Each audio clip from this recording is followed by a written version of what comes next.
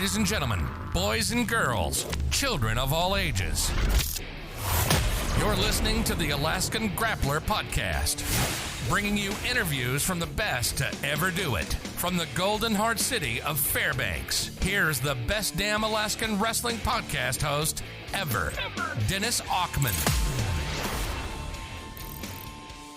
What's up, everyone? You are listening to another episode of the Alaskan Grappler podcast. I am the best damn Alaskan wrestling podcast host ever, Dennis Ackman. On today's episode, I had the pleasure of sitting down with Hollan Gravley. Hollan was a four-time state champion for Colony and also led the team to their first ever state championship his senior year while winning Outstanding Wrestler in the state tournament. He then went on to wrestle for Western Colorado University.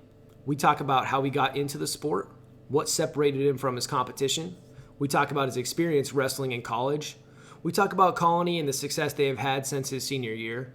We talk about his favorite sports franchises, commercial fishing, his toughest opponents, favorite moments, and so much more. Here is that audio with Hollan Gravley. Let's start off with the same question I ask everybody right off the get-go. When did you start wrestling and who got you into it, or how did you get into it?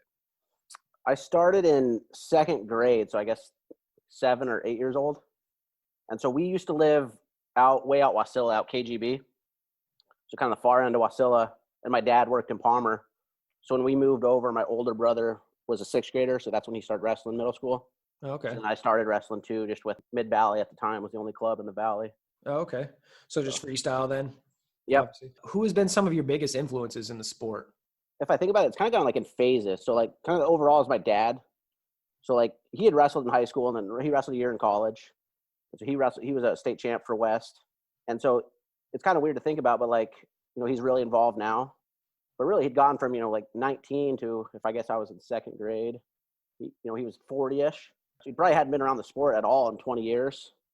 And, someone that's stuck with it. And like, he's pretty crafty about how he does stuff and has pretty good vision on things. And so he's probably a big one. And then in those early days, kind of my freestyle coaches, Rick Carlson, Mike Brock, a lot of that was just kind of like the idea of like how to scrap. And then kind of as it continued, Fred McKinney was a big one. And more so not, he's my high school coach, but more so like, I don't know if he was the best coach for me in high school as a wrestler, but more so led to like a lot of my coaching philosophy. Do you still have a relationship with him? Talk to him often? Because he's coaching at Palmer now, right? Yeah, he was coaching at Palmer. Like my first year teaching at Colony, he was still there. So yeah, I talked with there, but not a whole lot. We weren't overly kind of like close necessarily. Right. Out of curiosity, why did he stop coaching or whatever at Colony, and then now they just like brought him back in over there at Palmer just to kind of get him back in there? Do you know at all, or? He kind of stopped from what I've never really asked him specifically that, but from what I told, like he just felt like him being there was kind of hurting kids getting a fair shake. Oh, okay. And then part of that, so Dave Booth, who was the main assistant at Colony when I was there, and then was head coach after Fred, he's the AP at Palmer High. Oh, okay. So they have a relationship there. Oh, gotcha. Retired, something to do kind of thing. Brought him back in or something. Yeah, that's cool. So you've had a pretty successful resume, I guess you could call it, for, wrestling here in middle school and high school. You went second, first at Tanana, and then, won every year in high school. Was it always the goal coming in to be a 4-time state champion coming into high school? Was that like the realistic goal that when you came in, you're like, you know what, that's what I'm going for? Or does that just kind of happen? I'd say it just kind of happened. Like I was kind of motivated by just like accomplishments, not very intrinsic actually about it. Sure. Or just like stuff coming out of it. And so my dad kind of made an offhand comment one time, like, you win state as a freshman, I'll buy you a truck. And obviously wasn't quite the case, but right. And I was like, all right. You're like, I want that damn truck. Yeah, I was like, I want to be able to drive. So well, so then when it came to being a 4-time state champ, a lot of people start off early on. What set you apart from your competition that allowed you to become like a 4-time state champion? I mean, mentality, work ethic, anything? I'd say like a little bit. When like we were real young, there was kind of a group of us that came through that were pretty tough through the Mid-Valley Club. So like it was me, kind of like my group of wrestlers was me, Alan Bartelli, Dwayne Carpenter, and then this kid Josh Armstrong, who didn't really wrestle much in high school, but that was kind of our group. So like, and at the time, like Jesse Brock was, he would have been a senior in high school. And so they kind of ran practice for him, like kind of at intensity. And so like we just kind of learned, like didn't learn a whole lot necessarily of wrestling, but just kind of how to scrap.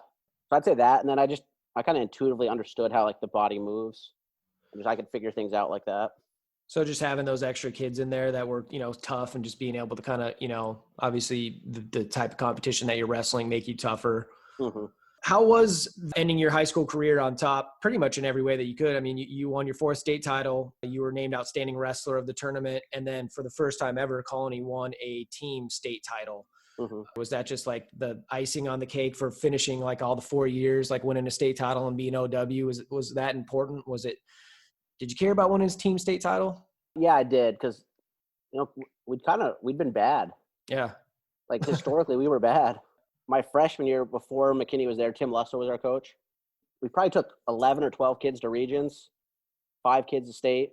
Wow. So like we had a first, second, and third, but like we weren't good. And actually I really liked Tim as a person and as coach.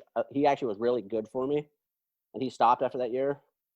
He still teaches at Colony High, He was probably like, in terms of like how to wrestle, like he made me think about it a lot.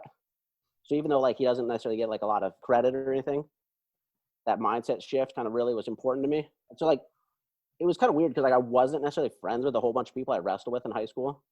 Gotcha. Like almost, probably like 4 guys on the team I'd say I was friends with. But I did care about winning and like kind of like, I don't know if I'd say legacy on it, but I wanted the team to be good. So what happened exactly? Like, how did you guys go from, trash, no offense, but, and then to being state champions, especially in such a short period of time, was just people just bought into the program more, recruiting better, or like? Fred changed the culture of that team. Like, so he actually got hired probably 2-3 weeks into the school year. Oh. Like he'd been up in Cots. And I remember like my dad was the Boosh Club president at the time. And so like I was building a shed and Fred happened to come over and like him and my dad were talking. It was like, I was doing trusses and stuff and I was out there by myself in the rain doing it. My dad was having this meeting. It was just like, hey, let's actually do this though right now since you're making me do it. But yeah, Fred just kind of brought in and like, he had a system and it works. I'd say he's probably really underrated as a coach. He was a head coach for 5 years at Colony High and won 3 state titles. Yeah, pretty impressive. I think we probably took like 16th or something the year before him or something. Wow, that's insane. So after high school, you went on and wrestled for Western State, Colorado, right? Yep. Was that always the plan too, to wrestle in college? Or did you kind of, as you were having success through high school, thought that, this is maybe something that you could do, or how exactly did that opportunity come about for you? Early on, it was definitely kind of the plan in high school. And then later in my high school career, it became more just, let's make a business decision. I didn't really enjoy the recruiting process. And mainly because outside of like Western, which is a D2 school, all my D1 looks were really like schools I wouldn't have done well at academically. Oh, okay. So it was like, yeah, I can't go there. Like, I know that. And like, I knew who I was as a student and how my skills were. And so like once kind of they offered the money, it was like, I'm just making a business decision. Yeah. And it just so happened, like, I really liked everyone I wrestled with. But in terms of like where I would have done best wrestling, it might not have been the right place. But I can't fault going there. I liked everything about it. Yeah, for sure. Well, tell me a little bit about your college wrestling experience anyways, as far as like, you go in there and competing and all that. So like I got there and like, we were probably like hover around like 5th or 6th kind of D2 kind of my whole time there. And the class right above me was like a really good class, like a recruit class. So like they filled up a lot of the lineup. And so we just kind of had some juggling with red shirts and stuff. So I just redshirted the first year. And I was really a 33 pounder, but I wrestled 41. And the guy we had, like, I guess it's kind of funny. Like the only year he started was at 41. The next year he was a 57 pounder, having to cut hard to make 57. Oh, wow. So yeah, he just pulled a ton of weight. And he was, Kyle Friend, if he got your wrist, you were getting turned. So like we'd wrestle in the room and, I'd just dominated for 2 periods. And then the coaches would walk by and like, I'm getting tilted in the third. It's like, well, I already pinned him 5 times. It was kind of like maybe not how it took place, but how I remember it. But it didn't matter. I was redshirt. And so he All-Americans. And it's like, all right, well, next year I'm the guy. It's kind of the plan. And then hurt my shoulder. So, got hurt, had surgery. Jeez. So as my redshirt freshman year. And then kind of just never really got back into a groove of wrestling well. Because of the injury? Yeah. And or just maybe that time off and stuff like that. And, a little bit. Time off. Like, well, a little bit. Like I was on a pretty aggressive rehab plan. So like I was cleared to wrestle like within 3 months of a shoulder surgery. Oh, wow. But we didn't go with me at the conference, and I can't remember who we went with. But I wasn't putting in a lot of extra. And when I say a lot, I wasn't putting in any extra, to be honest. Like, I kind of I always think about it as like kind of cost analysis. Like it wasn't worth it to me at that point. Like I kind of lost a little bit of the passion. Like while I was hurt, I was helping some guys just doing real light stuff. And I found that more interesting to me. Oh, Kind okay. of like figuring stuff out, but not necessarily doing it. Yeah. If that makes sense. Yeah, for sure. Tell me, what do you think I don't know necessarily the biggest or some of the differences between wrestling in high school and then wrestling in college? Well, I mean, I guess I think like for one, like technically like everyone's better, obviously, but like people have answers for stuff. Where in high school, I felt like any position I got into, like I just knew what I was going to do.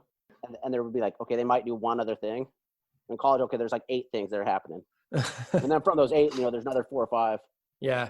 Do you think that kids that wrestle here in Alaska that go down and wrestle in college after are at a slight disadvantage because of, I don't know, maybe like the lack of competition at times here? Like one thing that when I interviewed Randy Hansen that I didn't really think about like ever, a lot of kids that go down that have success like yourself or, kicked everyone's ass here and then go down there and you're wrestling other kids that are, just as good or better around the same level as you. And you're really not used to like getting taken down or being on bottom ridden out. Mm-hmm. Cause it's like, wait, I mean, I just like kicked the hell out of everybody for the most part, with the exception of a couple tough matches here or there or something like that. Yeah, I'd agree on that. Like, especially not just that they're not getting pushed, but they're just not seeing even like kids that they can beat that are just different. Right. It's a little better now, I think, because the season are combined. So like when we wrestled, I mean, people are like, well, it's so much longer of a season to develop. I actually thought it was the opposite. It was like that long season. It was like, I know examples like Sam Carlson. I wrestled him my freshman, sophomore year and in 8th grade. I probably wrestled him in high school alone probably 15, 20 times. Yeah, jeez. Yeah. So you're seeing the same person over and over every weekend or whatever. And it felt like we had to travel a lot more like when I was a kid, like when I was wrestling in high school than we do now with the team. So like, okay, we'd go to, because back then, Soldotna, Skyview, Kenai, Homer were all in our region. So we'd go, we'd head down to their tournaments. Every tournament is like only 3 matches usually. Yeah. Now none of those teams they're all small schools, right? Except for Soldotna there that you just Soldotna, named. yeah. And Skyview is closed. Right. But so I mean, like I think it was 22 4A schools when I was in school. We had those 2 weeks of overlap. Right. So like it was. I thought a way worse of a season than it is now, even though it's shorter. Yeah, I agree. And I always feel like the idea of like I got better, not necessarily competing as much, but kind of like those longer stretches of in the room just on my own. I did better with less structure in terms of like developing my skills. Like that was another thing I struggled with in college was just like that grind of just having to stay, in shape for like such a long time. Like, yeah, I kind of look at more of as like kind of how fighters do it, like a fight camp. Like, okay, you're gearing up for something. Yeah, perfect. Like a 6-week stretch. Okay, I can get in shape and then let it go a little bit. Tell me a little bit about wrestling for Team Alaska. Did you enjoy it? Do you think it makes a difference or made a difference, I should say, in your development as a wrestler as you went through that program? I definitely enjoyed it. I enjoyed it more probably for like the stuff not wrestling. Like I guess I always think of like, if you think of like I guess my perfect example is like the movie Heavyweights. Yeah. All the kids go to summer camp, like that doesn't really happen here in Alaska, I feel like. But it was like, okay, we're going to wrestling camp. That was just like, so like those are a lot of like my good friends, kind of like some of those better wrestlers, like people I really liked. So in terms of that, yeah, like, and then I mean there was obviously scraps and helped with wrestling, like, but I don't know if it huge changes for me. I looked at it with probably a different viewpoint than a lot of people. But just more about just having that like kind of like camaraderie of just like hanging out with the buddies and stuff like that. Yep. Tell me about your pre-match routine. Did you have a particular pre-match routine that you did maybe every time or like a certain warm-up or something that you did before your matches? Yeah, I was pretty structured, I guess, in that. And mainly because like my back has some issues. Okay. And I struggle with real tight hamstrings. So I would drill like right after, the first drill before the first round. And then I never did like shadow rest, anything like that. I would just literally just pace and just kind of like stretch, but like just kind of get loose a little bit. Probably for like 20 to 30 minutes, at least 20 to 30 minutes before a match. Like, I guess I struggled really with getting my back able to do stuff. I had to spend quite a bit of time like loosening up. Yeah, for sure. And stretching and whatnot. But I never felt like I needed to be like sweating. I had a limited gas tank. I didn't want to waste anything. So this is kind of a funny story. And I don't know if it's actually true because I don't remember it. So I'm a year older than you. I wrestle for Lathrop. You guys used to come up for the John Tobin tournament. So my little brother recalls a story of you having a match and you were not warmed up at all, and your dad literally, apparently, this is the folktale here. Your dad woke you up while you're sleeping in the bleachers, get your shit on real quick, pull your warm up off or whatever you had on, take your glasses off, go out there and like smash some kid without warming up at all, came back, put all your shit back on and went back to sleep within literally like 5 minutes of just boom, boom, boom, boom, boom. Any truth that you could think of that would be true? Elements, I'd say. Like I never took naps at tournaments. Oh, okay. But the not paying attention part and being right. Yeah. Hey, you're up. Oh, okay. Okay. So like, it's funny because like, even though like one of my good buddies in college I wrestled with, he was kind of similar philosophy. Like I have a kind of a strange brain about wrestling, I'd say. And so like, he was similar. Like you don't see a lion warm up before it attacks a gazelle. And so like, even though I did a lot of stuff that warm it up, I would just say that was kind of just like normal, like just moving. But I didn't do like an actual like warm up per se. I could jump off the couch and wrestle if I needed to, but the match after would be a struggle because I'm going to be hurting. Did you pay a lot of attention to kind of stuff like that? Like, who you're going to be wrestling next, and if you needed to be kind of maybe a little bit more loose or anything like that? Or did you just like, it is what it is? Probably not going to have a tough match until semis, maybe. I'd say like in terms of who it was, no. Okay. I'd say really like for 98% of the time probably I wrestled, especially in Alaska, I was never worried. Yeah. I guess I'd say. Yeah, for sure. All right, let's hop into the post weigh-in go-to. Did you have a particular post weigh-in like food or drink that you're like, hey man, after I weigh in, I gotta have a? Oh yeah, I had a structure. Like I'd say I was pretty good at planning a trip out for like when I'd go. And it kind of cracks me up now coaching like how much kids bring and stuff. Because I'd pack a bag and I'd throw 2 Pedialytes in there, grape. Even though I wasn't cutting weight, but I pretended I was, I guess, or I don't know.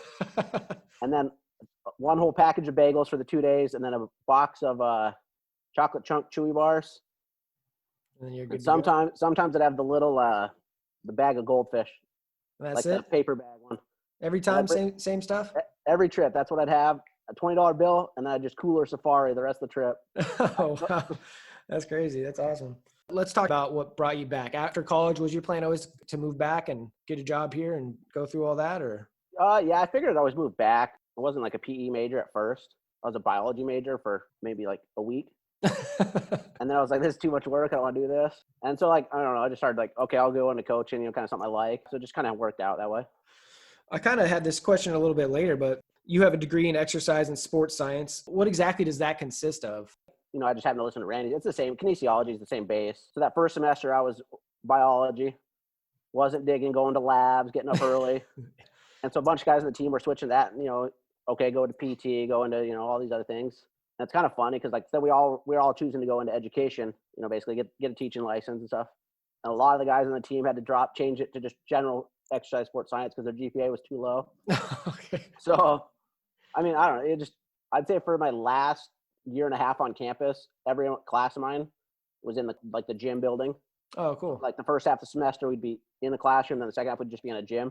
I would always sign up for the first lesson. So like by spring break, I never did anything else in class, basically. I would have already taught my lessons and stuff.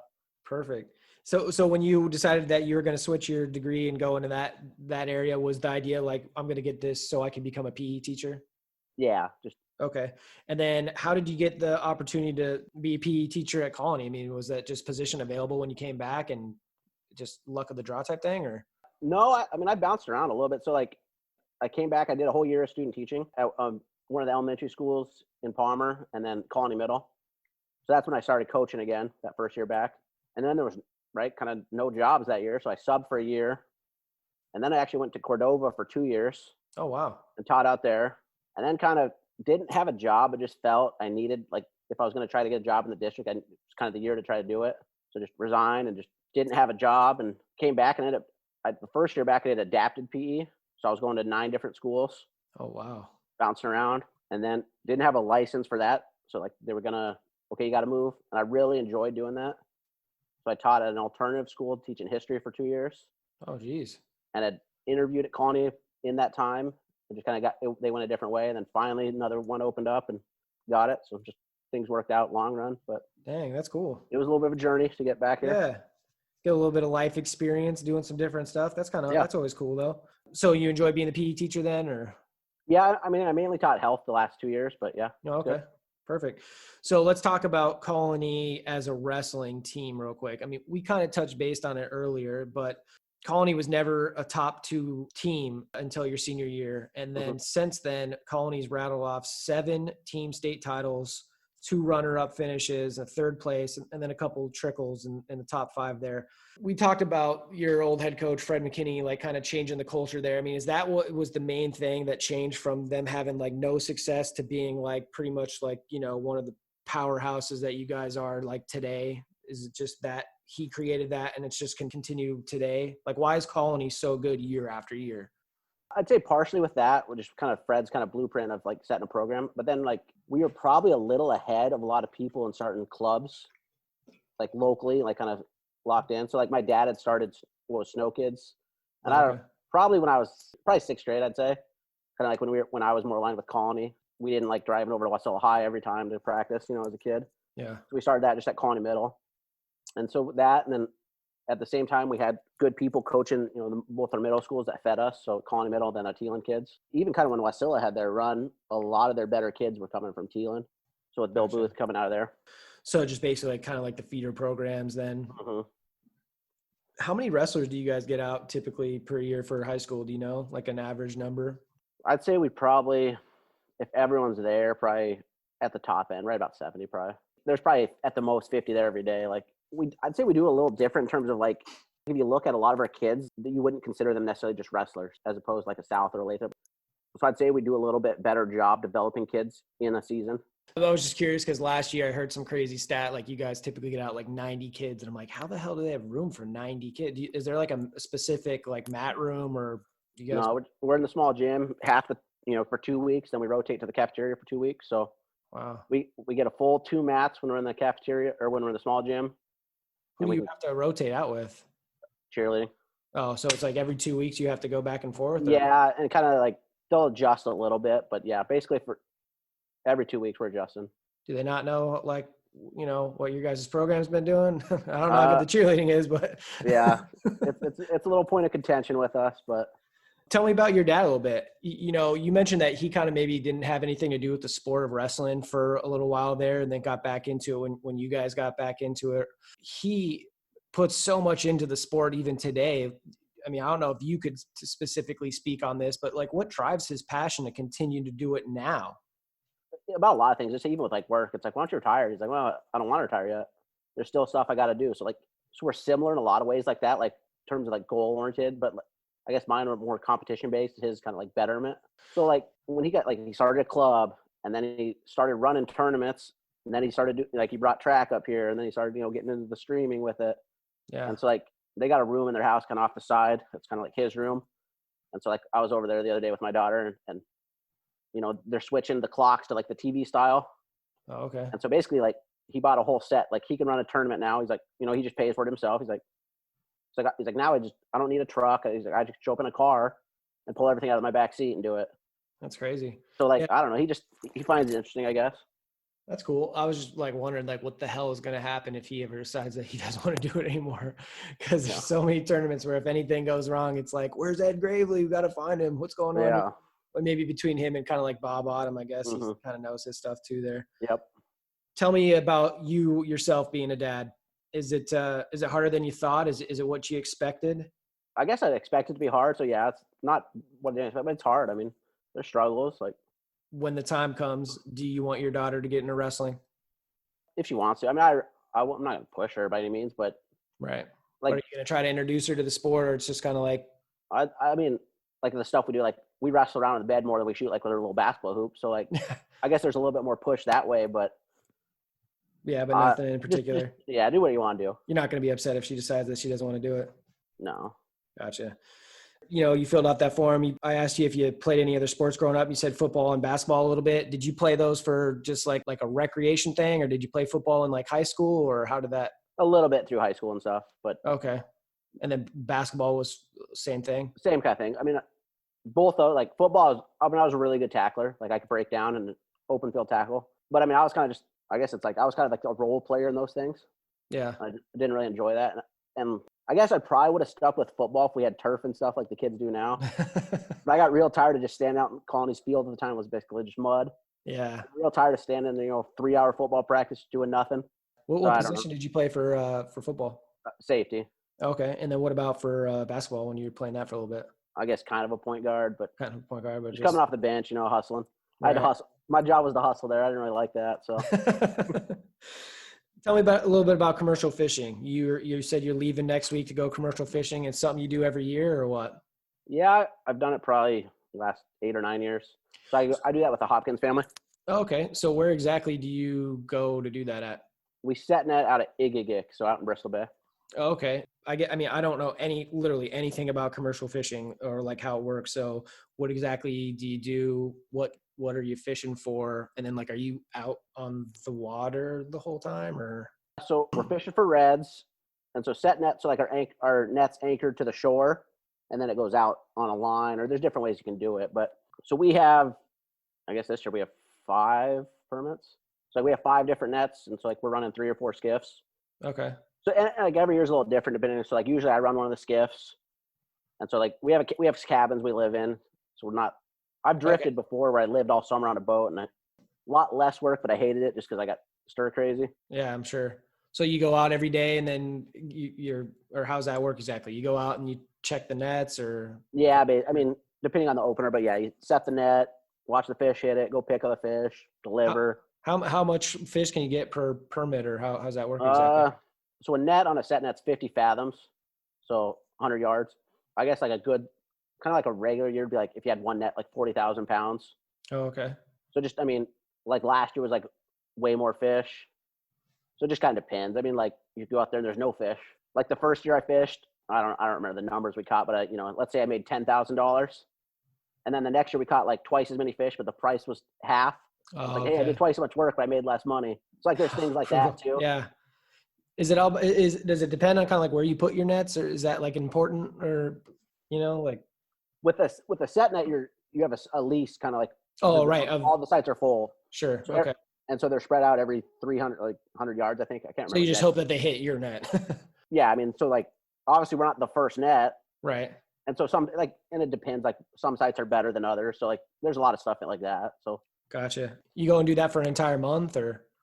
I'm usually out there about 6 weeks. Oh, okay. And Todd usually stays a little longer depending on if they're still catching fish. Gotcha. Got a question for you. Maybe you haven't had to deal with this. I get extremely seasick.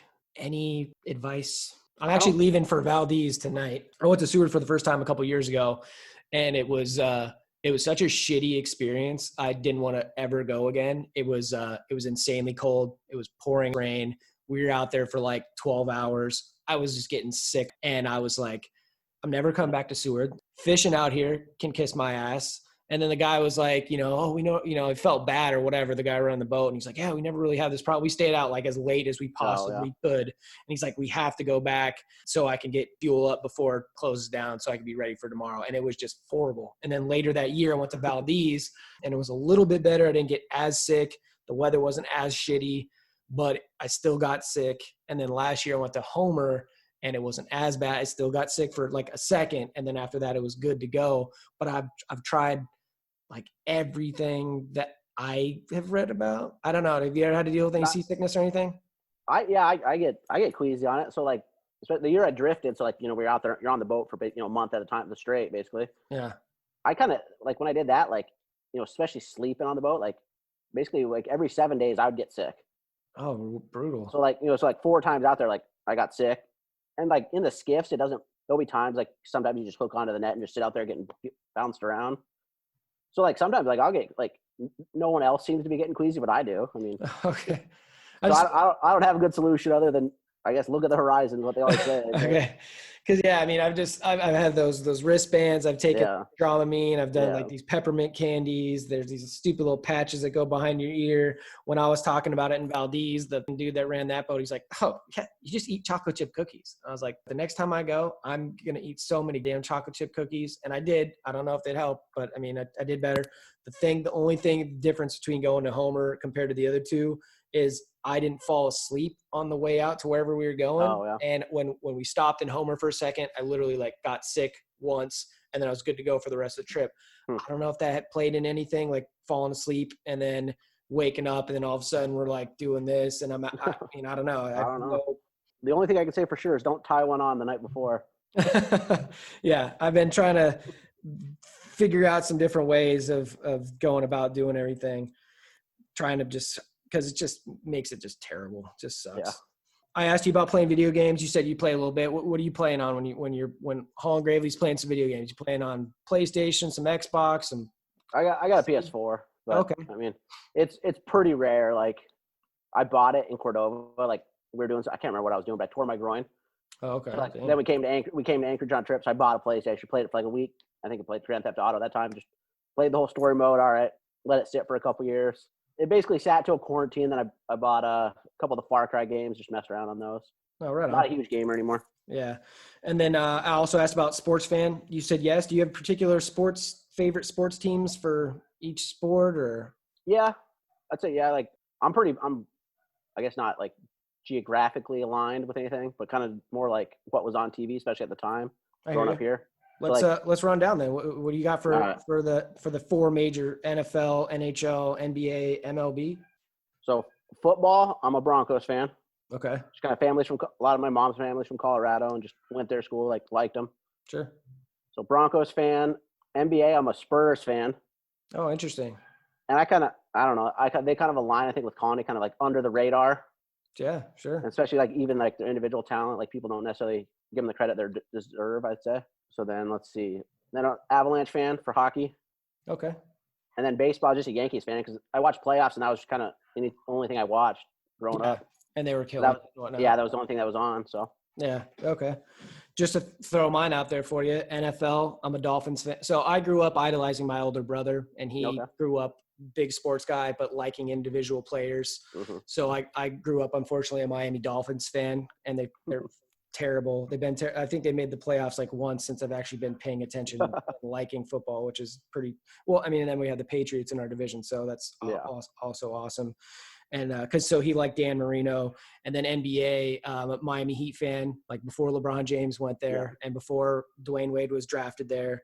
And then for baseball, I'm a Chicago Cubs fan. Older brother liked the second baseman. He played baseball growing up, so Ryan Sandberg's like the Hall of Famer over there. So Cubs fan. And then NHL, me and him like butt heads on that because he's a St. Louis Blues fan, and I grew up liking the Red Wings. Similar because when I grew up actually watching, they were killing it with like Steve Yzerman and stuff like that. Yep. I lived in Vegas for 4 years, and they got that damn team the year I left. Oh yeah. And I didn't get to go to a single game, but I feel like I have to like, kind of like adopt them as like, I want them to do good because I used to live there. So it's kind of cool.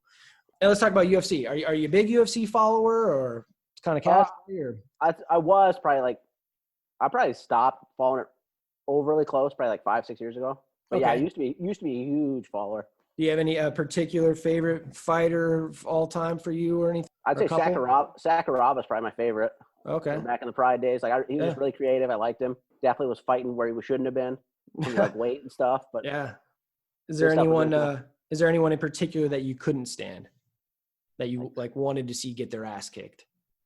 I mean, there's a lot. I mean, a lot of it that I just didn't like, but no one that like necessarily jumped out as like overly disliked.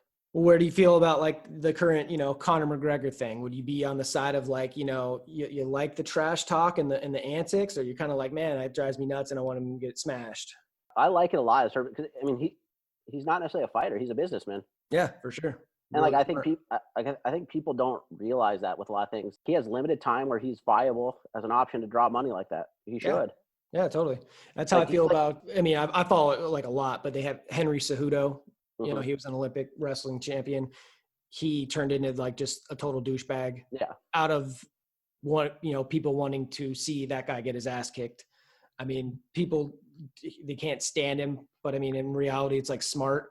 It's like you'd rather have people talking about you, even if negatively, than not talking about you at all, or they don't give a damn. I think a lot of people don't realize, I guess, like your digital presence in that sense, like especially when you're in that line, you can play a character. Yeah, exactly. It's like you can think of it like, no, it's just a TV show. Just people. There's not a camera filming you all the time. Like whatever you're tweeting, it's just that's something you're doing for business. Yeah, and it's smart. I mean, in reality, it's funny how mad people get over stuff like that. I mean, I've heard in interviews like Henry Cejudo being like, I don't really like that. Like literally talking like this. He's like, I'm just mean, just doing that to piss people off and try to get more people to buy like the pay-per-view or like want to, talk a little trash to me. So general idea when, I put on their favorite TV shows or movies, too many. I got that. Are you a Netflix guy? I actually don't have it on the new TV I bought. Like, I don't know. I don't have the login I had before, but. What kind of shows, maybe just a couple that you like to watch? Have you ever watched Ozarks? Yeah, I kind of just, I would catch it here and there. That wasn't one I was able to binge very well, so just kind of didn't get into it overly. Like, good, but just Gotcha. haven't finished it. So yeah, okay. That one, Office, obviously, The League. Both great shows. I mean, there's a ton. I mean, I Better was Call curious. Saul, Parks and yeah, big hitters mainly. I like hobbies. You mentioned that you like to hike, raft, golfing. I've actually never been golfing. Back in the day, I bought a driver from a used sports shop here, and for $1. I was just like walking around. I'm like, hey, you know what? I was with a buddy. I was like, I'm gonna buy this and let's buy a bunch of golf balls. Just go to the driving or go hit these into the lake or something like that. Mm-hmm. And I went to the driving range and was just hitting the piss out of balls like over and over. Had a blast doing it, but I play competitive like softball, and I noticed that it was like messing up my batting swing because I was trying to uppercut basically everything or whatever. Do you consider yourself a good golfer? Is there places to golf in Palmer, or do you have to go? Yeah, there's a few courses out here like in Palmer, Minnesota. I'd say I was pretty decent probably 5 or 6 years ago, because there was a couple years where I didn't fish once I had an actual teaching job. So like I had money. Like there was a couple summers where I was playing 3 rounds a day. Oh wow! Like I'd get up in the morning, go play. Someone would call me, I'd go play with them. Like, I had nothing to do, no kids. Yeah. So I was playing a lot then, and then kind of just didn't. There was a couple summers where I didn't play at all. So I'm pretty bad right now, I'd say. Okay. Are you a morning person? Do you consider yourself a morning person? Yeah, for sure. I asked that question about the whole coffee thing. Are you a person that have to have coffee every morning, or just? I have to have it at some point during the day, or I'll get the headaches and stuff. Oh, okay. Is that just because like the caffeine withdrawal? Oh yeah, I'm addicted to it. Okay. Do you drink it just black, or do you prefer it with like some cream or whatever? Cream and stuff. Do you, when you go to Starbucks, let's say, or a coffee shop or whatever, what are you getting there? Just a mocha. Okay. Just curious. I'm definitely not drinking it for the taste. Okay.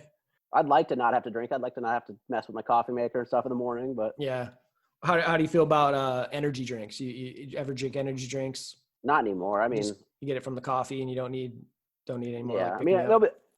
Like on a hot, like sometimes after a round of golf, like I'll grab a soda or something. Like I don't mind getting caffeine that way. Yeah. I just don't think they taste very good. Right. And then last thing on the morning thing, if you had to rank them, pancakes, French toast, waffles, 1, 2, 3. French toast, pancakes, waffles, I'd say. Okay. Are you a breakfast person? Do you have to eat breakfast every day, or? I really enjoy breakfast. I try not to. I try to do some intermittent fasting. Okay. I do a little better if I don't eat carbs in terms of like health and stuff. So. Gotcha. Yeah. I get a little hangry if I don't. I have to eat breakfast like every damn day. Now I got just a couple more, and then we're going to finish up. These are the ones that I consider like the hard ones that people have to put maybe a little bit of thought into. Okay. In high school in particular, can you think of maybe 1 or 2, 3, like whatever might come to mind, toughest opponents that you've had to wrestle? I'd say kind of just with familiarity, Sam Carlson became one. Because like, just because you guys wrestled so much and kind of. Yeah. So like, and maybe I'm focusing on one match. Like he gave me one match where he should have won at the state tournament. But I guess, I don't know, like there was quite a few times I tagged him and pinned him. So like maybe he's not but I should have probably lost in the state semis my freshman year. Oh, to Sam Carlson? Yeah, he should have beat me. I mean, I'd say they made a bad strategy decision. That's why they lost. What happened? So like I took him down in the first, so it must have been like 2-1, I think. And then I chose down and he turned me twice. I can't remember if they were 3-point near falls or 2s, but he was winning in the third. He chose down and I turned him a couple times and won. Should just stuck on top. Well, I mean, yeah, it's like, I mean, I'd probably teched him or pinned him 3 or 4 times already that year. Yeah. So bad decision, I felt like. Yeah. But he kind of that match would be one. And then I guess kind of the other 2 that would stick out would be I wrestled Ira Carson. Okay, from West. And it was more just kind of like the situation of things. Like we were in a try, so I'd wrestled the duel before and was the last match at 25. Oh. And then so when I bumped up to wrestle him at 30, I was right away. So definitely didn't have my wait time. And I just remember, I mean, I was spent. How did that one? Did you end up beating him on that one? I beat him. Like, and it was kind of like, so that's why I say it was more like circumstance. Like, I never felt like he scored on me a few times. Yeah. But I felt like I could score anytime I did something. Yeah. So I was on bottom and we must have been tied. And I kind of waited, got an escape, and then scored just because I was like, okay. It's like I didn't, no urgency to get away. Right. Like where he was trying maybe for a ride out for overtime. And then I was like, all right, now I'm going to score. And then I'm going to get a takedown just to win it. Perfect. And then the other one would be Dwayne Carpenter. Is that just because you guys go way back or whatever to wrestling, or just stylistically? Yeah, just kind of some of his traits that he had, like where I felt like, especially in high school, like any position I got, I could score out of that position. And Dwayne was just like, he was just so strong. Yeah. To where like I never felt necessarily threatened that he was going to score, but I felt like it's going to end up being like could be a toss up position because he's just able to kind of stop stuff. Yeah. What about your, I mean, you mentioned those three. Your freshman year, you beat David Mann, and he was a senior. Mm-hmm. Was that tough at all? I mean, because he won a state title the year before at 103. 103, yep. Was that the first time you guys wrestled that year? No, we wrestled at Diamond the year before. Or not the year before, but a couple weeks before. I think it was probably the weekend before Regions. Oh, okay, yeah. And so, actually, I mean, it's funny. Like, I wrestled him twice. Both times were 8-4. And I scored 2 4-point double legs. Like a double leg to his back. Like, that's all I did to him. So, like, in terms of, like, he was just one, like, with his body, like, I don't know exactly what, like, he had something kind of wrong with his legs. Oh, okay. But, like, kind of underdeveloped legs, overdeveloped upper body was kind of, I don't know how to describe it, really. Yeah. It's just interesting because you really don't see a lot of upperclassmen, especially seniors that are that low of weight. Because you wrestled 112 your freshman year, right? Yeah. So, yeah. And then, him just I just didn't know if that was, like, a challenge since he was a senior and you were a freshman and, Not in terms of age, but, like, his kind of, like, when I'd watch him wrestle, he'd get a front headlock, he'd squeeze him real hard, get a cradle, pin people. And that's all. And so, like, in third period of our state finals match, like, he just had a front, and I laid there, let him choke me. I don't know, that's fine. Yeah, you're not getting a cradle on me. I got 2 more for you. All right. Do you have a favorite match or maybe moment throughout your wrestling career as a competitor or as a coach, maybe something that you'll be like, man, that was really special, or I'll never forget that in particular, maybe win your 4th state title and the team title or anything like that, anything that sticks out in your mind? As a wrestler, I can't really think anyone's that stick out overly. Coaching, there's a lot. I mean, some of those kids we've had come through, especially the last kind of group, like, and especially the next year seniors class, they're kind of the group, like, a lot of them I coached at their 8th grade year in middle school too. Oh, okay. So you've had all this time with them and stuff. Yeah. So, I mean, like Eric Christie's one, like, he had a lot, like, his senior year, like, he had mono. He really struggled that year. So, like, the earthquake happened. We drove in and got him some matches so he'd be even seatable at the Grace tournament. Wow. And so, like, he's one, like, and he just real similar in how he, like, wrestled to me. Like, we had a good connection in terms of that. Seeing the Hopkins win, I mean, anytime Rush Fannin was under the lights, like, I mean, he was just a gamer. So, I mean, there's a lot, like, as a coach, like, and, you think of that, then, some of the kids that necessarily didn't achieve things that kind of people notice, but just, just getting through stuff. Last one for you, and this is one I adopted after talking with Randy Hansen, because I used to end on what's your favorite match or moment, but how has wrestling changed your life? I'd say it's give me a little bit of focus. Like, I'm in my own head a lot. So, like, especially with wrestling, like, I look at things quite a bit different. So kind of like what we were talking about, like with this, with like a little bit like how I warmed up and stuff. That was kind of, especially in Alaska, just like the idea of like, it looks like he's really ready. So, like, people may be like, okay, like they overthink it. And just like I talked about in college, like, I didn't put in a lot of extra stuff. Obviously, like, I wrestled freestyle, but more so like when my dad started that club, like, I was more coaching than actually like practicing. So, like, I figured out kind of like ways to do things, like, even though like I was cutting corners necessarily, and like terms of like some of the physical things, kind of like to hustle my way through things, like without like physically hustling. So I guess without the sport of wrestling, you don't think that you'd maybe be where you're at today, or at least in the same mindset? I don't know mindset would definitely be different. I mean, yeah. Well, then obviously, the opportunity to wrestle in college and stuff like that and go to where you went and whatever, things might be a little different, whatever. Yeah. But the mindset thing. Mm-hmm. Okay. Well, I mean, that's really all I have, man. Yeah. I'm actually really, really bad for some reason at ending these things because I never know what to say, except for that I really appreciate you taking the time and coming on here. No problem. Well, that does it for this episode of the Alaskan Grappler podcast. I'd like to thank Hollan Gravley again for taking the time to sit down and shoot the breeze about wrestling. I'd like to thank you for listening to another episode. Remember, if you are watching this on YouTube, please like and subscribe. If you don't already, you should be following the Alaskan Grappler on Facebook and Instagram. I have a bunch more podcasts currently in the works right now, just trying to iron out some details with those. So stay tuned for the next episode of the Alaskan Grappler podcast. You like that? You like that? You're talking to the Rolex wearing, diamond ring wearing, kiss stealing, wheeling dealing, limousine riding, jet flying, son of a gun, and I'm having a hard time holding these alligators down.